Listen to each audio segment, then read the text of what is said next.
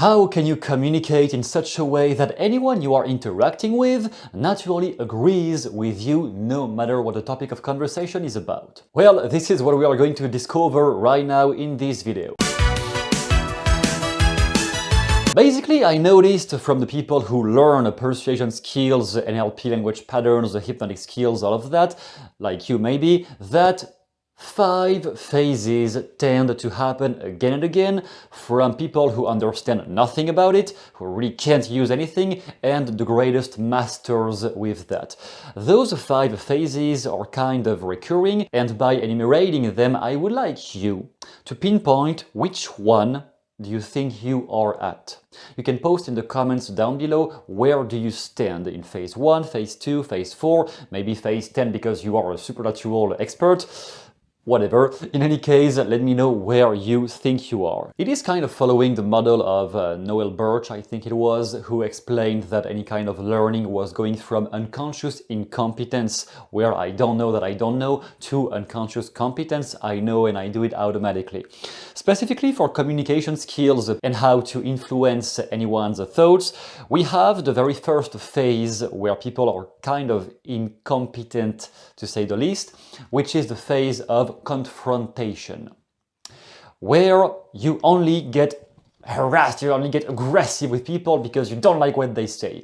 But instead of explaining or using any kind of influence skills, you just attack. You bark like a dog. No, you're wrong. Basically, you don't even let people finish their sentence, and yes, you have realized it already, it is the level at which most people maybe are stuck at. Whenever they disagree, they can't even formulate anything eloquently, they just attack each other. Confrontation is the least effective way to make somebody change their mind, and we have much more subtle ways. The phase 2 is when the person is not attacking anymore, that person is just unsure. That person knows that there is something that could be said, but that person is also overthinking, over-intellectualizing constantly. So the level 2, phase 2 is the phase of over-intellectualizing, because they are paralyzed by too many things and they are kind of scared of saying this, saying that, maybe they should say this, but they are not sure of anything. So they just overthink and usually just say something not really smart or not really effective because they were caught up in their own fears and they are completely stuck inside their head. Now the level 3, where things start getting a bit more interesting, is the level of calm awareness. So at this level, you're not really getting triggered anymore, you're not really getting emotionally grabbed or attached anymore to most topics. Maybe a few things are still kind of can get you, but most of the things people say, they kind of slide on you at this point. You're not really affected anymore that much to what anyone might say, even about yourself. It may be slightly uncomfortable, but you don't really overreact to it anymore. So at the level of calm awareness, people usually notice where the fallacies lie in any belief. When they hear somebody say, you should vote for this politician, no, you're wrong, you should do this. At this point, you're not really taking literally the sentence anymore, you are hearing the hidden beliefs behind that.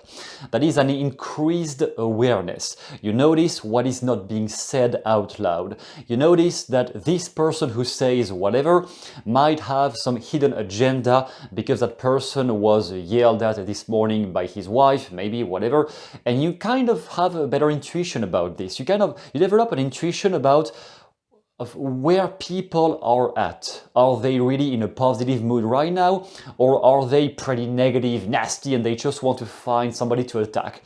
In which case, you avoid getting into the match, the game. You kind of slide away.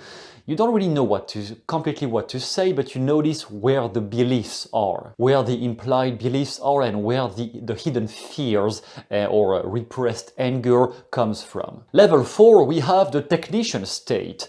I call that the technician because that might relate to conscious competence in the Noel Birch model. Basically, the technician state is when finally you have tools, you are capable Not just you know them, but you are now capable physically and in the real world to use them, to put them into use, and to actually use this language pattern, this sleight of mouth pattern. It is getting more automatic in your head and in your conversations. However, the reason I call that a technician state is because you lack finesse when you are this phase. You lack some nuance in your judgments, in your sayings, and you might be too harsh. You might still be like a bit too direct. When you tell people, you can spot their limiting beliefs, you see they are full of bullshit. Maybe you do, and maybe they are full of bullshit, but there is a way to say it. And the technician state is when you don't have yet the finesse, the elegance, the nuance, the eloquence to say what you notice in a gentle manner, at least gentle enough so the person does not resist anymore. When you attack, when you kind of point to directly the fallacies or the hidden beliefs of somebody who didn't want you to look at this, they just wanted to be angry at you, they didn't want you to tell them to give you a therapy session. If you point that out too directly, that might put them on the defensive and they may really not like you at all if you do that too often. Many people actually stop there. They just get to that level and then they stop trying to become more eloquent when they speak. They stop trying to improve their communication style because that level is enough for the job they're into. Maybe they are only a manager at a big company and that might be enough for them. But if you really want to get to the next level, the final level, it is what I call the assertive leader. And in this position, we don't really find managers anymore. We find CEOs, people who are much, much higher on the influence skills. So what I call the assertive leader is when you always take into consideration the hidden incentives, the hidden agenda of anyone you are interacting with, including their emotional background. So you take care of explaining what you have to explain or influencing them in a way that respects at least enough their model of the world. Basically, you can, by this level, adapt to different styles of communication. You are going to be able to be harsh and direct with somebody who just needs you to be like that, and you are also going to be able to be much softer and much more calm and quiet with somebody who, if you push that person, they will just retrieve into their shell and don't say anything anymore. And that is not the point either, especially if you work in a company and you have to motivate your employees. That is just not going to work by only bullying them. So some people will react positively to the harsh, direct critic, and some people will need you to be more gentle, more nice, and caress their limiting beliefs to redirect them. That is the style where you can adapt to any sort of person, and by this level you really don't take anything personally anymore, unless you are in the middle of a life crisis and really terrible things happen in your life. In that case, we are still human beings, but in most cases, you just don't react anymore emotionally. You understand the emotions, they are still there, but you don't overreact to the emotions. You notice them and you let them pass by. In the corporate world, we can also find people who alternate between level 4 and 5, depending on their mood of the day and depending if their personality also tolerates that they go at level 5, because level 5 requires a lot of patience, a lot of understanding, a lot of respect for people. Some guys who are narcissists, they don't care, they just want to show that they are right and that's all. Depends. What I encourage though is still to aim for level 5, because by level 5 you're not really, you can create more connections than disempowering conversations, if that makes sense. Most people are stuck into confrontations, they are stuck into trying to impose their models of the world because they have been shut down in the past and they have felt neglected, and now they try to impose their views on people because they are the good guy and you are the bad guy if you disagree.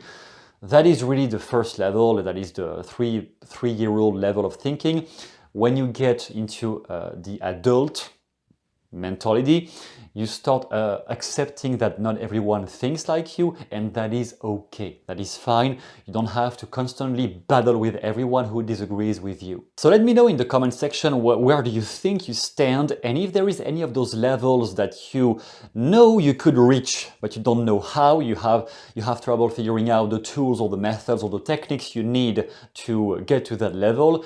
Just post down below in the comments where do you think you are at and what is missing for you, in your opinion, to get to the next level. And I will answer in the best way I can.